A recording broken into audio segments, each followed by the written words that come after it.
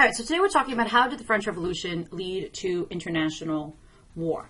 And this is going to be one of the reasons why we're going to see that France is going to move into the Reign of Terror. The Reign of Terror is going to create the crisis situation that is going to allow for the terror to happen. But before we start talking about that, let's talk first about Olympe de Gouges, who was a very important figure during this time. Women did actually play a very vital role in the French Revolution.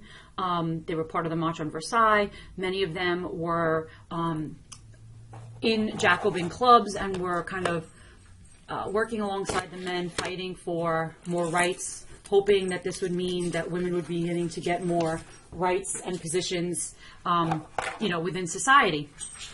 But of course, the Declaration of the Rights of Man and Citizen did not extend rights to women.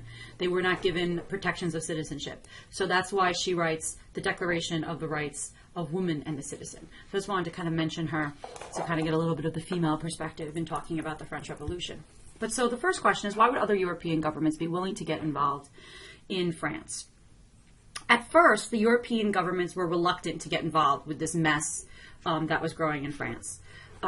Partly because within their own countries, there were a lot of pro-French, pro-revolutionary groups. And so they didn't want to kind of egg those groups on, thinking that they were going to be able to get more rights. Also, the issue is you also have a lot of anti-revolutionary movements gathering in strength, kind of urged on by the émergés. So the émergés are mostly the nobility, high levels of the First Estate, who kind of flee France in the wake of the revolution. And then they are actively trying to get the foreign countries to get involved. So the King of Sweden, though, Gustavus III of Sweden, offered to lead the monarchy cause, like the cause of the monarchy. But Europe still was kind of split. So a lot of the European governments were kind of very slow to action. The problem was that the new French government was openly encouraging revolutions to break out all across Europe. After Louis XVI gets arrested in 1791, you can't deny that they were prisoners.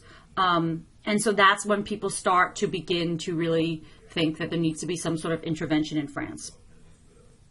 So the Austrian Emperor Leopold II, who of course is Marie Antoinette's brother, meets with the King of Prussia at Vilnitz, and he makes a declaration, which also becomes known as the Brunswick Manifesto. This is in August of 1792. So basically, Leopold is kind of in a tight situation because it's his sister who's the Queen of France. It's his sister that's been imprisoned. Many émergés, knowing that, went to Austria thinking that the Austrian emperor would feel an obligation to kind of protect his sister. And so there was a lot of pressure being put on him to kind of take action. And so he makes the statement that he will take military action and he will level Paris if the royal family is harmed. However, everyone else has to join him in doing it. However, Austria, Prussia, Britain, Spain, Piedmont, which is Italy, they all have to be willing to help him. He says this kind of knowing that this is never really going to happen, that all these different groups are not going to agree, and this is him kind of saving face in some ways, making it seem like he was willing to help his sister and to aid the French king, but puts such an ultimatum on it that he knows it's never actually going to happen. So that takes us to the next question. How did France get involved in an international war? So the revolutionaries heard the Brunswick Manifesto and they were like, oh crap, Austria, Prussia, Britain, Spain, and Piedmont all are about to attack us. They grew really nervous. This led to a lot of pro-war rhetoric because they were enraged against the crown heads of Europe. And so they're basically going to kind of call Leopold's bluff. So the political advantage at this point to the idea of war was a group known as the Girondins. So within the Jacobins, you have the Jacobins were the beginnings of the revolutionaries. Within the Jacobins, you have the Girondins and you have eventually what's going to be known as the Mountain. But the Girondin becomes the party of the international revolution. They feel that France would never be secure unless it spreads the revolution to the world. They felt that they would be able to invade other countries and unite with the local revolutionaries. So, before we get to that. So Leopold basically is succeeded by Francis II, and Francis II kind of gave more into the old aristocracy. Also within France, you have a man called the Marquis de Lafayette, which name might sound familiar to you from 7th grade or AP US history, because he actually helps fight in the American Revolution, and he's very instrumental in the American Revolution. But Lafayette was kind of nervous. He felt that the revolution was getting out of hand, and he wanted to curb the revolution. Like I said, Leopold is succeeded by Francis II, a man who kind of really supports the old aristocracy. So, despite all these competing ideas, on April 20th, 1792, the Assembly decides to declare war on Austria. They basically kind of call Austria's bluff. They think Austria, after hearing the Brunswick Manifesto, really is going to invade, and they decide to kind of preempt that and declare war before Austria can declare war on them. Now, the French armies were not prepared for this conflict. Half of the officer corps had been the Émergés, and they left. Many men had deserted.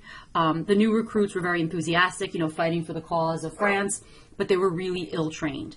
And so commonly they would break ranks and flee in disorder. So the next question is, how would this war help and hurt the revolution? So the war is going to intensify the unrest and the dissatisfaction of the lower classes.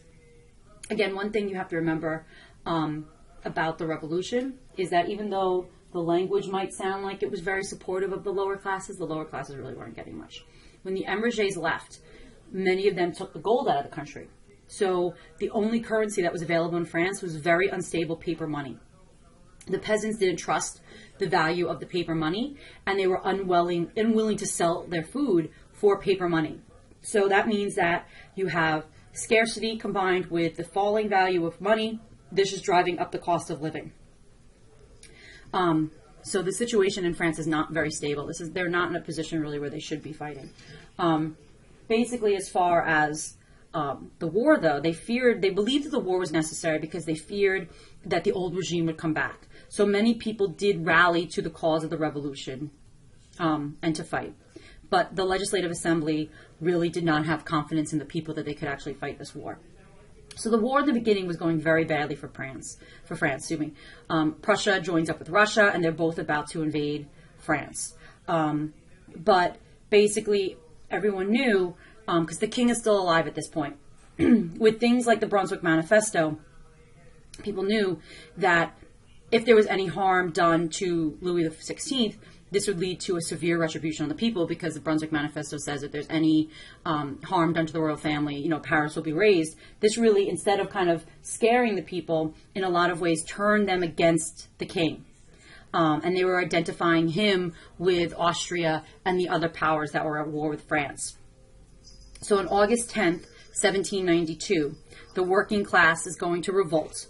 And they're going to storm and massacre the guard, and they're going to imprison the royal family, because the royal family at this point is kind of like under house arrest in a palace, but now they're actually going to place the royal family in prison. And so a revolutionary government, or the Commune, was set up in Paris. And so basically we start to see hysteria, anarchy begin to reign, and this is why we're going to have France is going to slip into what becomes known as the Reign of Terror. In what was called the September Massacres in 1792, about 1,100 people, refractory priests, those are the priests who did not swear this oath of the civil constitution of the clergy, people that were seen as counter-revolutionaries were killed after basically show trials, and this was known as the September Massacres. So we're starting to see the beginning of the terror, because this crisis of that the Russians, the Prussians, the Austrians, and all these different groups were going to kind of force them to have the king back and undo everything of the revolution, is kind of what's beginning to edge them to the more radical side of the revolution. So I want you to think, is the revolution still holding true to its goals that they had wanted to achieve at the beginning of the French Revolution?